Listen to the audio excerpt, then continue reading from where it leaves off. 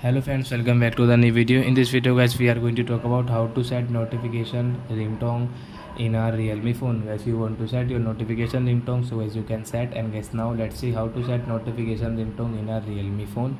In this video guys, I am going to show you.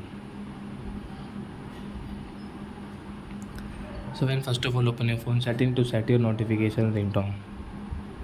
Then guys, you can see your sound and vibration. And as you can see, notification ringtone means guys, notification sound means notification ringtone. Then guys, you can set your notification ringtone guys. There are many notification ringtone. So example guys, you can choose a ringtone Realme jungle like simple, twins, heart, joy, twinkle, fun.